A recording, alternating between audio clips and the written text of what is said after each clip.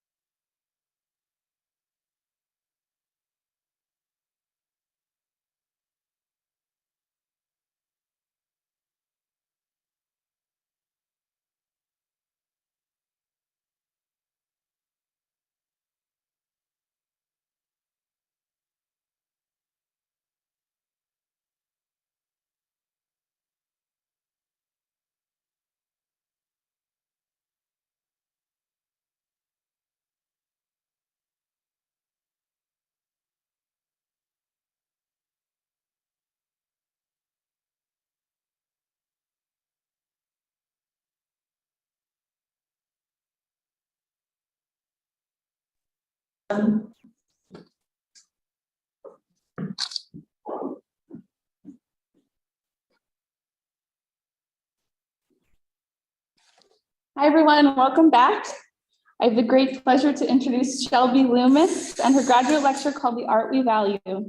Shelbie has been the artist in residence at Jantzen Beach RV Park for the last 3 years and has cultivated work exploring home, labor, and value through socially engaged art projects and working with participants from the RV and mobile home communities. Please welcome Shelbie Loomis.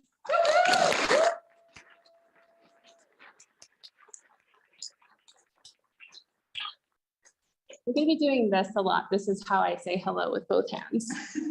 My name is Shelbie Loomis, and I'm a socially engaged and studio artist. I want to thank everyone for coming today in person and online. I want to say hello. It's really cool to see all the warm and living faces. Welcome to my lecture entitled The Art We Value.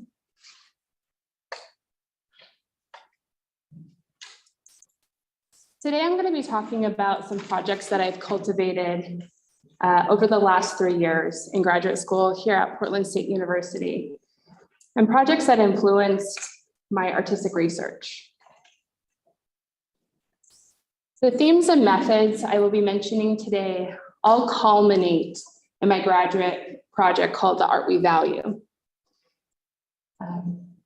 I've cultivated this project with my neighbors in the Jantzen Beach RV Park and the Hayden Island mobile home community in Portland, Oregon. I've retroactively claimed myself as the first artist in residence at the RV park. These are some of my neighbors and collaborators seen up here. I want to start by talking about the methods of working that I've cultivated in all of the projects that I later have called to forms of exchange. Firstly, I see drawing as a form of exchange. Drawing helps me relate to my learning because of my neurodiversities, but also provides something tangible to give away.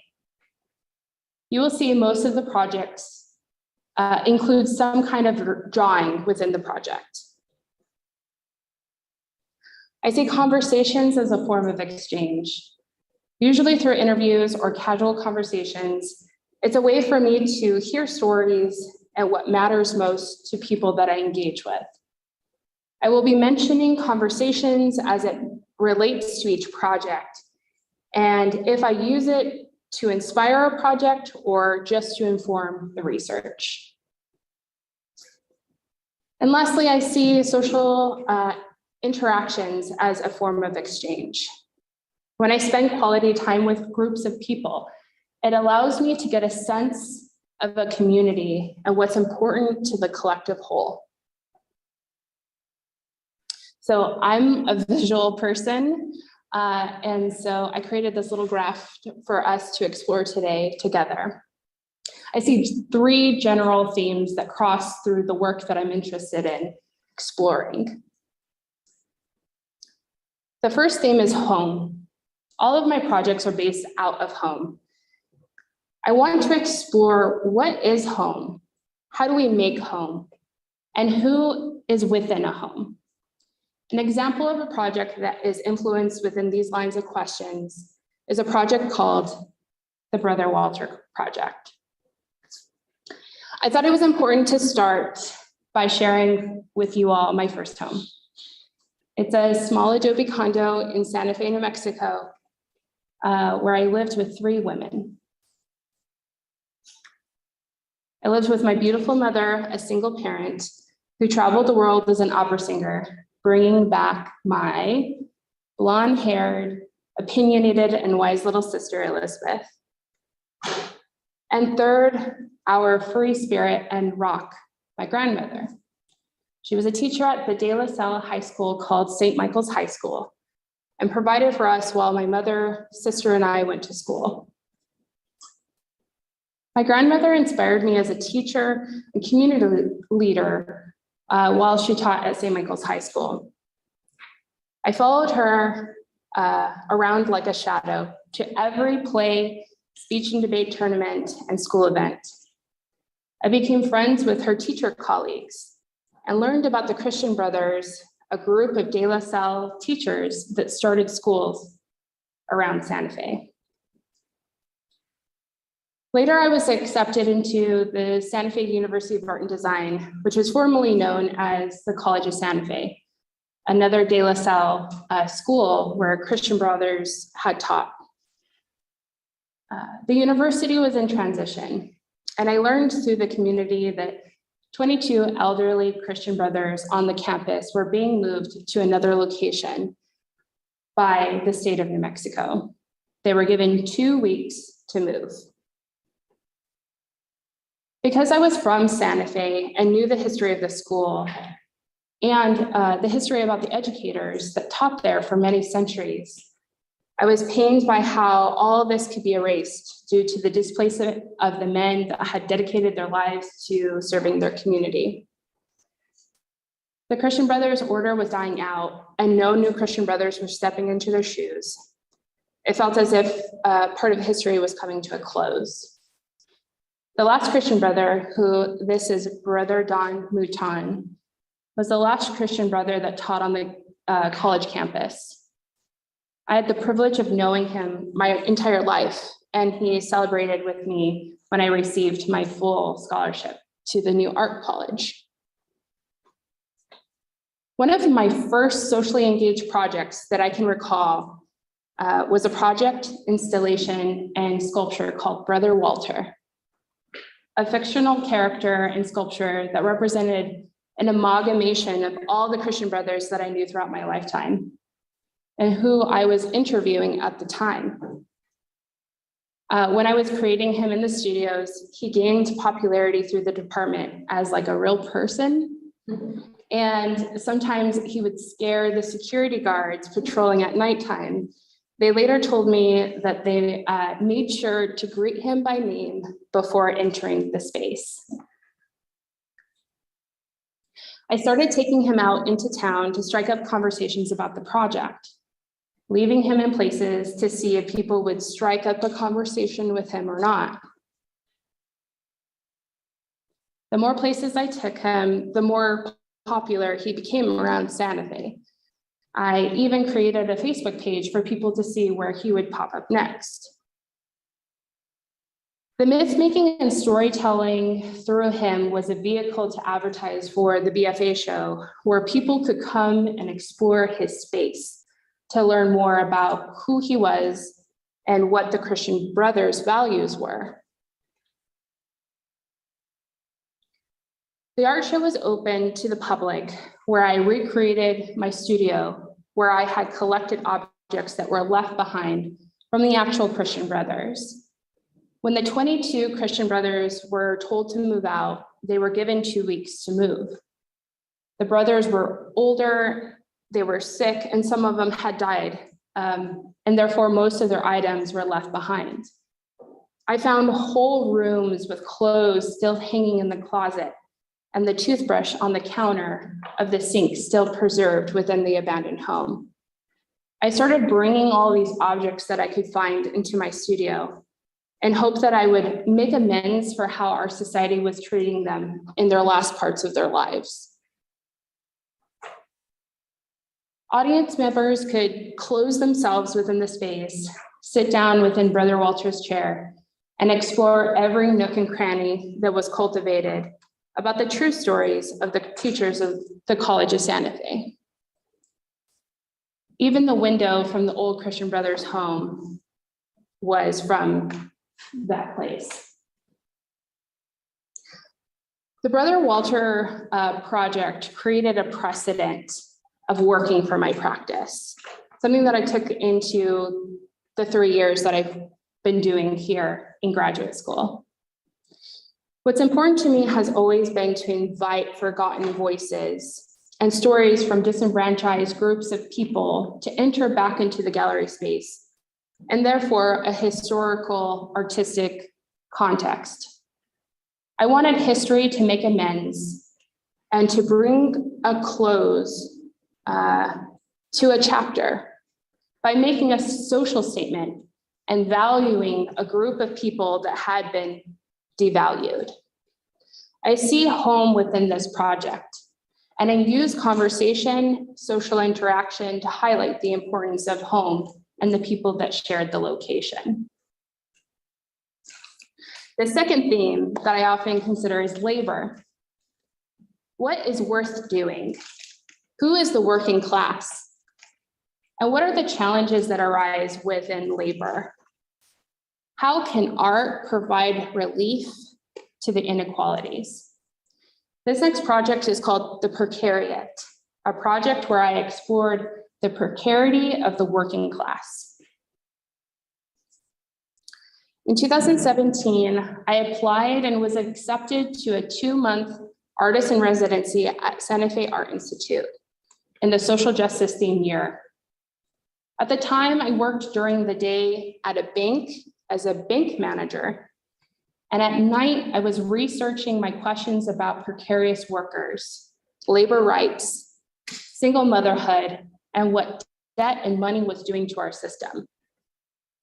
I found issue with the banking industry and was working for, at the time, and starting to learn about a new social class called the Precariat. The Precariat is defined as any part-time worker that doesn't qualify for stability through time or resource. The Precariat lives paycheck to paycheck, never able to get ahead. The more I learned about how rigged the systems and limits were in capitalism, the more I felt unfulfilled within my career. I discovered that according to Pierre Bourdieu, there are 3 forms of capital that determine people's social position within society. There's economic, social, and cultural capital. Since society values economic and social capital higher than cultural capital, I concluded that the disenfranchised minority groups suffered the most. The design of institutions and systems for people to navigate were fundamentally broken from the very beginning.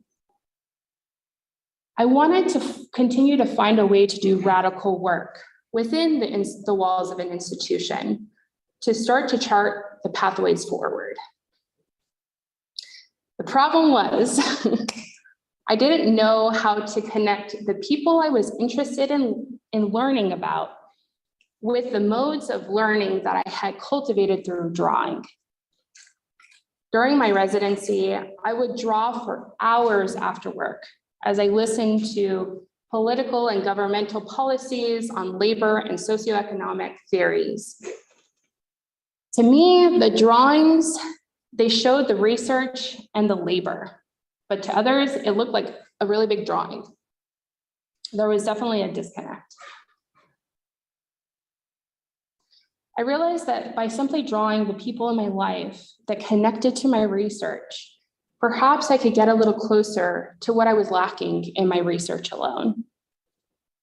I interviewed and drew my best friend, Jamie Torres, as she recounted all the obstacles and limits that she experienced as being a single mother. I recounted my own memories with my mother, who was a single parent. In our society, even if you do everything right, there's always a penalty for not having enough wealth or access. At the end of my artist in residency at SFAI, I presented my research of what I had learned. And what I had learned was this. I was practicing how to delimit socioeconomic theories and about capitalism. The definition of delimit is to mark the limit or boundary of something instead of being a part of the limit structure, which restricts access. So in other words, I learned how to point to the problem, but not how to solve it. I felt like I was on the edge or the boundary of something when I really wanted to be in the center of it. It was research that was extremely important to me, and it made me feel emboldened within pursuing socioeconomic topics through art. But this time, I wanted to pursue it full-time as a socially engaged artist. So I quit my job at the bank and applied for graduate school at Portland State University. My partner and I sold all of our belongings and moved into an RV to start a new life and finding a home on the road. We traveled across the country from New Mexico to Utah to Idaho and into Oregon, not knowing where we were going to land. Because it was so new and scary, occasionally we would come across people on the road that seemed to know what they were doing, and I would ask for advice. Through our conversation, one person took the time to write out instructions on how to back up a trailer. As they explained the instructions, they took the time to act out the action as they tried to remember it, closing their eyes to picture the event as if it was happening in front of them, opening their eyes, closing their eyes, and turning the wheel. I started to pull reference of other artists that went through similar transformations within their lifestyle. Marina Abrakovich and Jubilees shared a van in the late 1970s for 5 years. And they both described that part of their life as being the simplest and the happiest time of their relationship and making artwork together. Life was not easy, but it was simple. And I was looking for an ability to simply make art. Once we arrived in the Pacific Northwest, we found ourselves on an island north of Portland called Hayden Island, in an RV park called the Jantzen Beach RV Park. It was the first time I lived anywhere near water, let alone an island, and I wanted to learn as much about my new home through research and through story gathering. Hayden Island actually has a long history that I soon became acquainted with through my research. At the time, it was one of the largest beach attractions on the West Coast, basically the equivalent of the West Coast Coney Island. And it was called Columbia Beach, which was opened in 1916. There was an amusement park that was then opened and operated from 1916 to 1926, when a fire wiped out the dancing pavilion. I learned that the island had historical ties to trauma when the Vanport flood of 1948, which devastated the Vanport Black communities, had also flooded the Jansen Beach RV Park to the north of Hayden Island. This view is onlooked from the interstate bridge, and it shows the natatorium building, and right behind it is actually where the pools were. I was taken by the history of this site of where I was living now, but I was also turning to the people that I was sharing my home with now, my new neighbors. I was suddenly super far away from my family and was looking to adopt others to bring into my new family that I could spend quality time getting to know, listening to their stories, and helping out with tasks. Then suddenly the pandemic hit, and we were all locked into our small RVs to be isolated from others. Into the summer, the island was plagued with smoke from 3 forest fires that poured toxic smoke into our unsecured living arrangements. Later that year, ice storms had collapsed trees onto the RVs that shattered windows, froze water lines, and limited power to our homes. Through the crisis, we had bonded through survival, and there was a need to get through this together. Many community members had to scrape money and food resources together because many programs were closed due to the pandemic. It was here that I realized it was my chance to use art practice to be in the center of that radical work that I really wanted to be doing all along. My third theme is what I see is value. What is value? And what's the difference between monetary value and moral values? Some examples of the projects that showcase value is the Grieving Walk and the RV Prosperity Gardens. After the challenges of the pandemic had arose, I turned my attention to growing food. This project, which is called the RV Prosperity Gardens, is an art project that provided relief through small ways and gestures. I turned to my friends from social media to send me seeds, and I started cultivating small portable gardens that reflected the mobile lifestyle of living in an RV. I wanted to grow food, and I wanted it to be simple. That summer, I grew tomato plants, potatoes in buckets, and pounds of squash to give out to my neighbors. RV gardens were a lot more available than I had realized. Each resident could decide, depending on if they were traveling or if they were more long-term, to visually communicate their status by showcasing their gardens and curating their spaces. And so for Assembly 2020, which is like 2 years ago today, I decided to interview my neighbors and ask them to give me an RV garden tour that would be featured in Assembly's publication.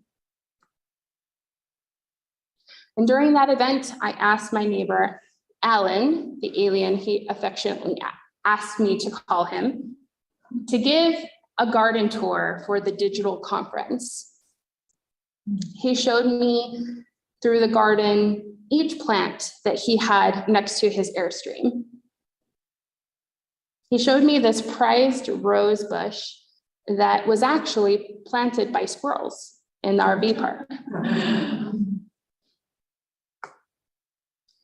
Then I was suddenly hit with the loss of 3 of the most important people in my life.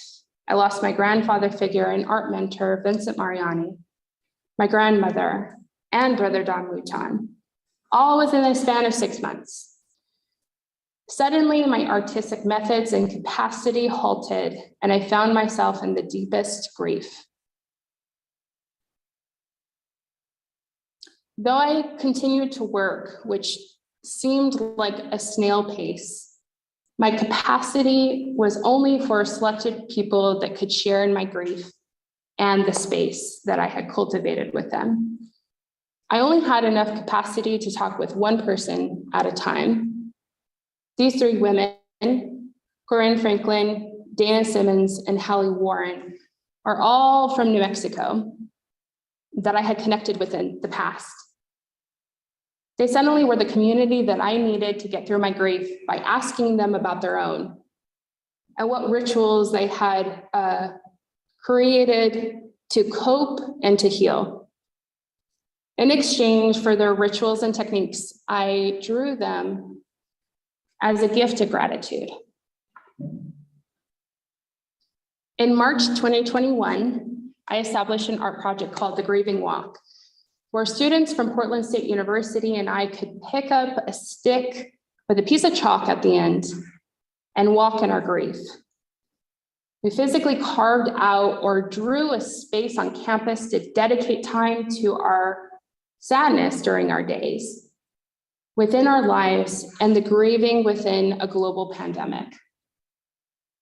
I found that coming back to a normal setting, like attending class, was super difficult for me, and knew that others felt the same way as well. Society did not create enough room for the absence of labor due to grief. And suddenly I was confronted with another disenfranchised group of precarious people that were suffering at the hands of capitalism. I walked for 12 weeks, 1 hour every Monday, and sometimes alone. But being able to dedicate time to my healing was important because I was emotionally and mentally propelling myself through a time of uncertainty while all I wanted to do was fall apart. As I walked, I documented my feelings and experiences through a log. And if people would engage me with simply supporting through a glance or making eye contact, I would make a note in my log. My rituals continued to be drawing and walking every day because it seemed like the only way out of my depression. I felt comforted when people were in action with me because it was making a statement that grief was worth noticing, and people in grief were worth noticing and were valuable. It made me feel not so alone. Small items also became memories and therefore valuable as well. I had a ritual of drawing my grandmother's braid over and over again for weeks when I felt stressed or overly grieved. I didn't realize how much energy could be held within an object. In the winter, this current year, I had a chance to bring the Grieving Walk to Settle Lodge in Sisters, Oregon, to do a 2-week artisan residency. I made the zine called The House of Healing, where I asked the staff at Settle Lodge to share their healing rituals with me, recreating the work that I had done a year previous. Through conversation, drawing, and social interaction, I investigated the site and what the Grieving Walk had developed into. I activated the Grieving Walk around the lake every day, despite the snow. But notice that at the 1-year anniversary of my grief, I suddenly wanted collaborators in a social practice way.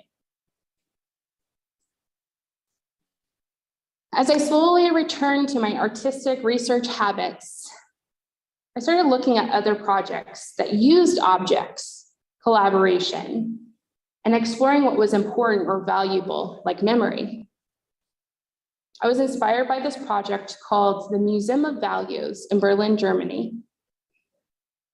They collected local stories and objects that related to the values of respect, friendship, tolerance, and freedom, starting in 2018, that still goes on today.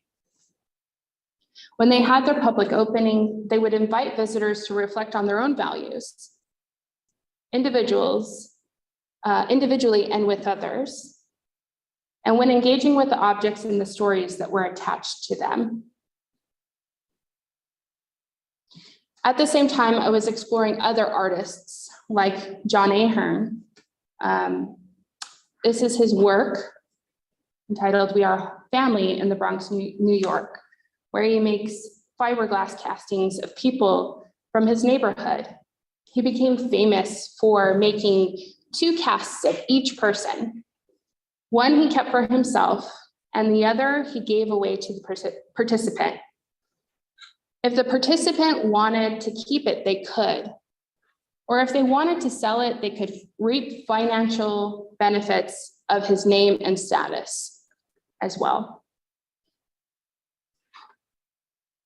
All of this culminates, all of the work, all of the habits and experiences that I have shared with you today has informed my graduate project, The Art We Value, a social art project in collaboration with 12 residents at the Jansen Beach RV Park and Hayden Island Mobile Home Community. This project pulls together home, labor, and value all under one roof.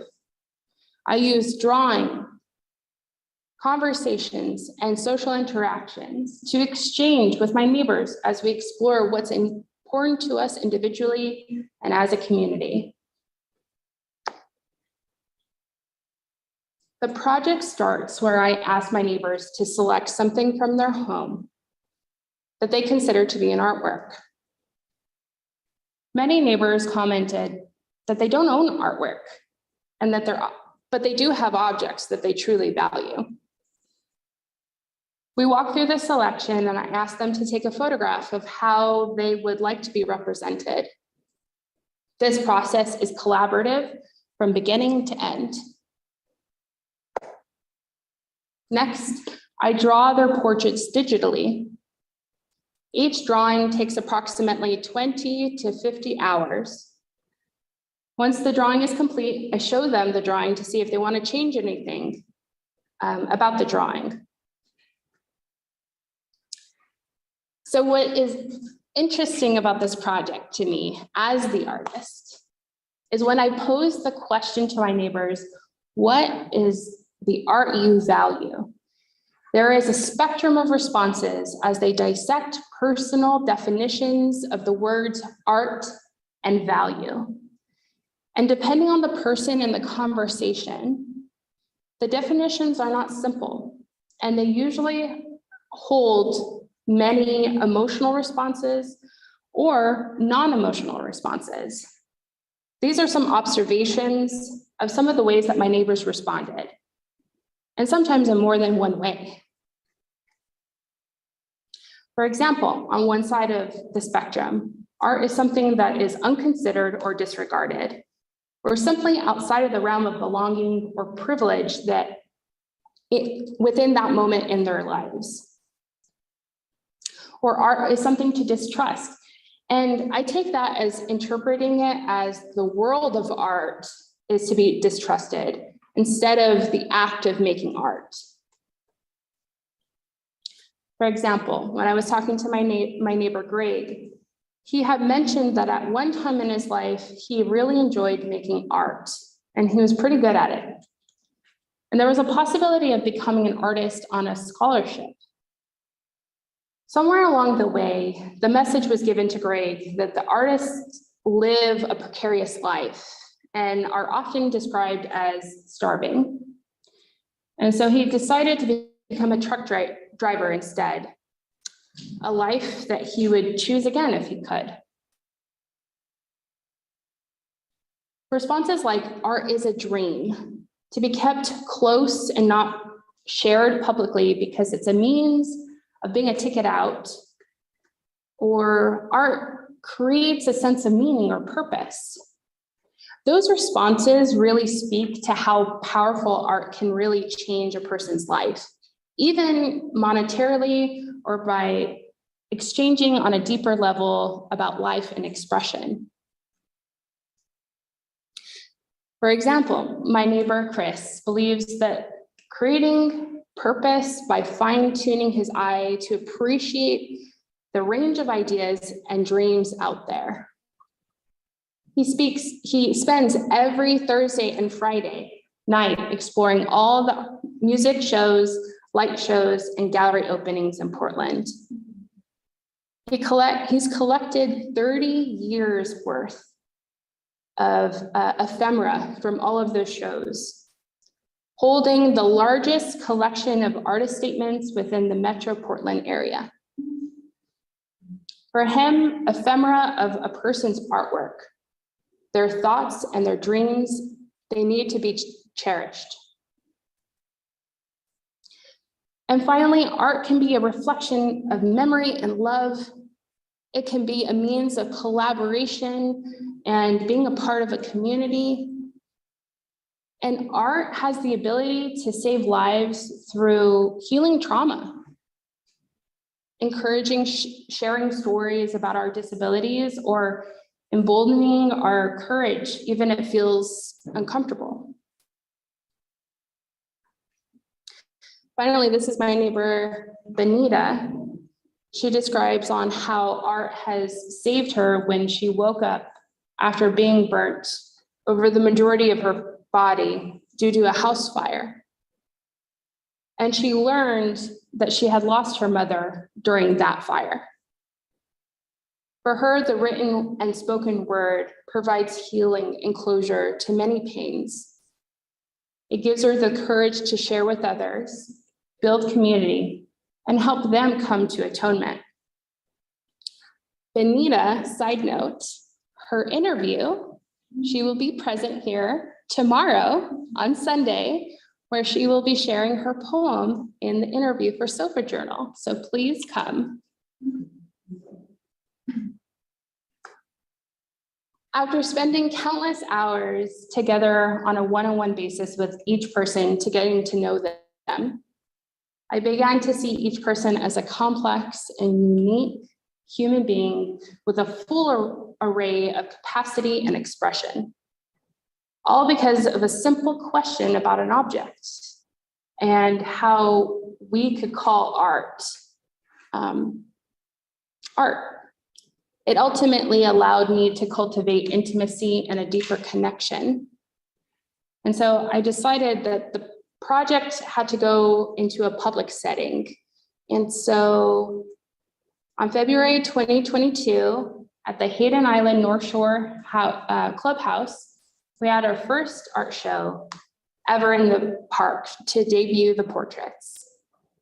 It was important because it was the first time that there was ever an open invitation to bringing the community together for the first time since the pandemic. I created flyers, attended the HOA meetings, and I won the approval and excitement of the executive council. On the flyers, I asked whoever attended to bring an artwork or item that was valuable to that person to share for a show and tell version program of the art show. With the help of Emma Deere Mitchell and my fiance, Charles Hill, we built the frames for the drawings and temporarily installed them on the walls for a 3-hour show. The room that usually held bingo and the Wednesday luncheons was transformed into a gallery, showcasing the people that use the space the most, the residents. I overheard throughout the night each participant explaining their portrait to onlookers, informally giving gallery tours to bring everyone up to speed about why each drawing was posed and drawn the way they were. Through the event, I gave each participant in the show their own smaller version of the portraits to own for themselves. I drew inspiration from John Ahern's fiberglass castings and decided that it was an important component of the art project for me to give them a gift for their participation. These smaller and more manageable sized portraits would allow them to keep them within their RVs or their mobile homes and not add to the space confinements. And it also allowed them, if they wanted to, they could sell them in the future if they ever needed monetary support. Each portrait on the back had a personal note from myself, thanking them for their time and the shared memories. Later, some of the neighbors invited me back to their homes to share where their portraits now lived within their spaces. Towards the end of the night, it wasn't I, but Benita, who is one of the participants right there on the left. She's the one that decided it was time to share. So she gathered everyone around the clubhouse and began to share with reading a poem that she wrote. It set a tone of braveness and generosity in sharing when others began to come forward to share as well. And I was excited when members from the broader Portland art community came prepared and ready to share their stories about the objects that represented the values that they held. A group discussion arose that there was more need for more art projects in this community and why it was important to get people together in the first place. Smaller conversations built into ideation between the residents and the visitors. They conspired about new possibilities for other art projects and film projects that could happen in the future. Last month, the Art We Value Art project traveled to the Jordan Schnitzer Museum at Portland State University for the MFA showcase called Epilogue. The residents, my partner and I, coordinated a field trip to the art opening to see the portraits in a formal museum setting. For some of them, it was actually the first time they've ever been to a museum. I love seeing each neighbor talk with the artists about their work, and suddenly each resident seemed to be an art expert. This is Sam Churchill talking to Mo Geiger, who's another artist, art and social practice MFA, third year. And he's listening to her explain her work during the show. Then we got notice that the Regional Art and Cultural Council purchased some of the residents' portraits for a recent public art purchase. The residents' portraits are going to be in a portable collection that will be placed in state and city buildings around Portland for the next 7 years. Though we don't really care about the money, we collectively decided that we would share the money from the sale and that we would find other fundings to fund other projects in the park. Though the Art We Value Art project, I have found what is important to me is to share the stories of this small RV and mobile home community. I see art as having power and value in creating historical precedents for people whose lives it engages with. I will continue to do art projects in this community as long as I live here, capturing the value and the stories of people's lives within the neighborhood. And for me personally, as an artist, I have learned and grown so much in the last 3 years. I will continue to ponder and take with me my questions and lessons that I've gleaned around home, labor, and value through my modes of working. By focusing on my character and showing up for the individuals I work with, I will become a better neighbor, a better person, and a better friend. Through this learning process, my grandmother's death, and the relationships that I formed, I discovered that the goal of this work is to redefine community and social values within a cohesive economic system. And that's where I'll say thank you. Thank you so much.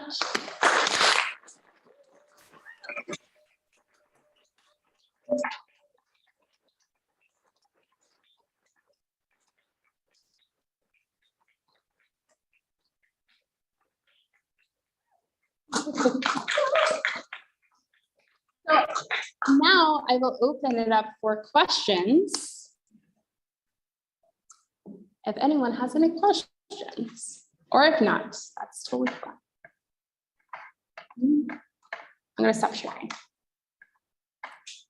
Stop sharing. Yay, I can see everyone online. Hello. Thanks for coming. Oh, great. Does anyone have any questions online? If you do, you can feel free to take yourself off mute, and I will hear you.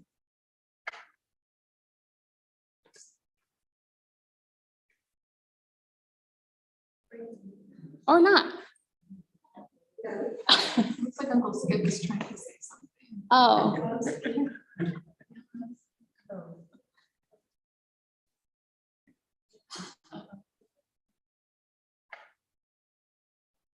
We might be writing questions here soon. Otherwise, anyone else here have any questions? I have Yes. questions always. All right. You said at the very end, you said, we don't care about the money that you got back and that we would share the money. And I was wondering how you made that decision and who was involved in that we. Thank you for the question. So when I applied to the RAC grant, I asked permission from everyone that participated in the project because it was important to me that we were all on the same page. And so once we got the confirmation, I went to everyone individually and gave them the update. And the conversations were from the participants that they weren't expecting anything in return. But the decision to share the money was actually on my part, because I really do believe in trying to share resources. And so what we are going to do is we're also going to continue this project in other ways, where each participant will be an artist in resident moving forward, cultivating their own projects. And so to me, what is interesting is to show that art can be an expression, but it can be a mode of working that can support in more than one way. So that's my answer to that. Thanks for asking. I have a question, Shelbie. Yes, Lisa. Ariana, Lisa. We don't get the question. You mentioned sort of really wanting your art practice to exist in a place where you have a radical intersection around labor and finance. And in the earlier projects, you described them sort of all falling short in a certain way. Do you feel like this project has kind of anchored you within that, the space that, you know, that diagram that you're giving us? Are you in the middle now? Do you feel like all of those themes are coming together in the context of the art we value in a way that you feel that your art has agency in the community? Yes, I do. And the way that I think about it is this way. I feel like it's one thing to read about something and to practice it on the fringes. And that's what I noticed within all of the context and the projects beforehand. I am a part of this community. I live with my neighbors. I experience the same things, right? And though I am both an insider and an outsider within that realm of access, because I do have privileges as an educated woman, I still am there within the community. And that's something that came up in an interview that I had with one of the participants who asked me if I would draw myself for this project. And I had never considered myself to be drawn, to draw myself. And I was like kind of dumbfounded. And he said, well, why wouldn't you draw yourself? You're a part of the community. like you're a resident. And so within the publication that will be coming out soon, and actually is online, I drew myself for the sake of that interview to signify that I am a part of the community and I am in the center. So yeah, that's my answer to that. Yes, Michelle. So just to kind of continue with that, I was really struck by you talking about when, you know, kind of different levels of like work where you started to recognize that you were really interested in kind of helping solve a problem and you felt very much on the outside. And again, you were talking about being on the inside of the community. I wonder what you have learned or what you could share with all of us about how do you move from being that person on the outside with interest and commitment to being on the inside. You know, we imagine that at some point, you know, you may, I mean, maybe not, but you may move, you know, so what are the ways that you can kind of share with us that you moved from that outside position to being inside again in a new place or a new community? You know, I think as you're kind of asking the question, I think of it wasn't without challenges that I didn't know were going to be challenges, because there were slight cultural shocks. It's like moving to a new country, so to speak. But there were a lot of things that I related to, right? And so I had to sit with what was being kind of conflicted, like this juxtaposition between experiencing this, electively experiencing this, versus as opposed to people who do not elect to be in an RV park or mobile home. And I've had to sit with that because that is to me like a privilege to make that type of decision. And so I navigate through that as consciously as I can, because yeah, it is something that I have noticed. And there are a lot of people that do talk about it. They talk about wanting to leave or finding ways to go back to a brick and mortar house. And for me moving forward, I mean, it is an interesting conversation to think about the next steps. My partner and I have decided to stay as long as we can. And it becomes a conversation on how long does a project last, right? And can the project inform other projects, or can the project continue without me? And that's my main consideration. I don't want this project or the artists and residencies that I will be cultivating to create a void should I, you know, not be there for whatever circumstance. And so I am trying to decenter myself as much as possible. I started with this because it was the means of connecting. For the next phases, I will decenter myself even more so that it can be about the people that live there, for the people, and by the people. We have a couple of questions from Okay. Zoom. Skip Gregory asks, can you expand, or I like very much what you said about cultivating social interactions. Can you expand on that idea of how that can be transplanted to other social situations? I'm assuming, Skip, you're talking about other social situations within the RV park. Correct? Well, I'm going to put it within that context. No? There's Skip also asked another. As a whole. As a whole. Let's see. Depending on how it be transplanted to other social situations. Yeah.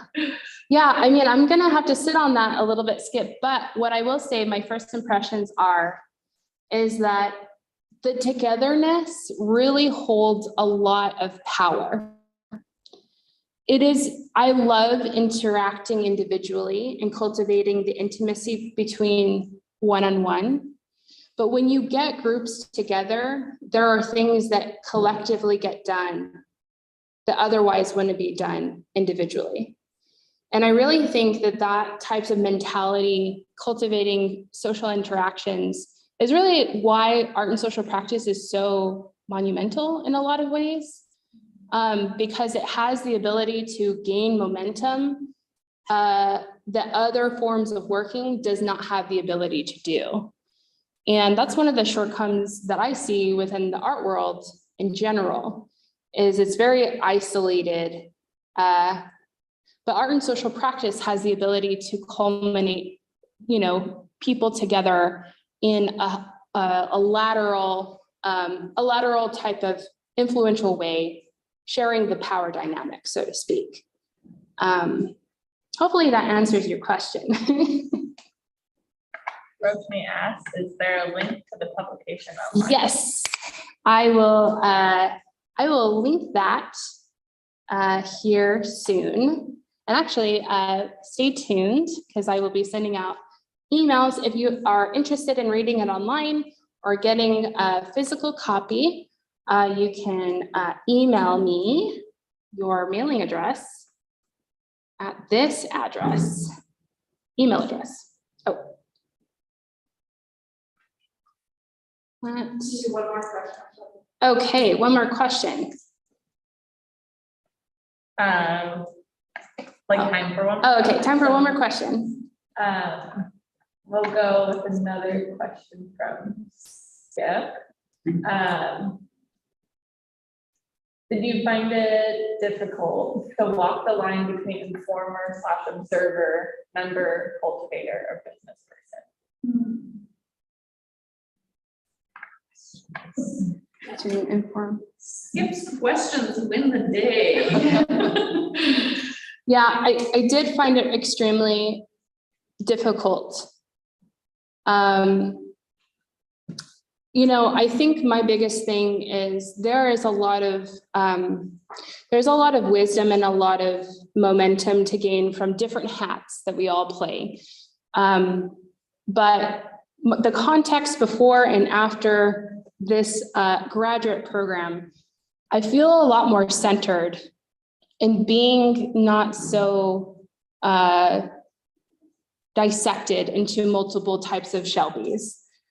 I feel like I have the ability to pull different areas of expertise or interest under the same roof and allow myself to explore a lot more freely. And so it is difficult to walk the line. There are a lot of edges in which we all kind of walk. But I think that's what's really interesting about society. So, yeah. Thank you so much.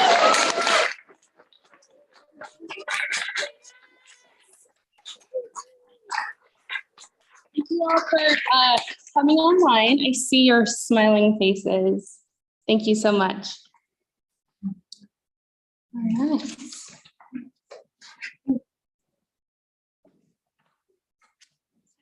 Thanks everybody for coming to Shelbie's final lecture.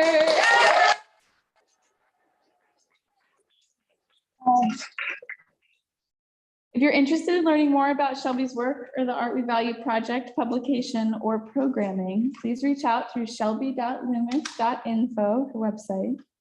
And from 12 to 12:50, we'll be having lunch. And please return for our next event at the basketball court at 1 p.m. However, if it's raining, we'll meet in the gym. And for those online, just know that if you're coming. And that'll be a basketball game with Lomarion and LP called Neighbor. Thank you so much.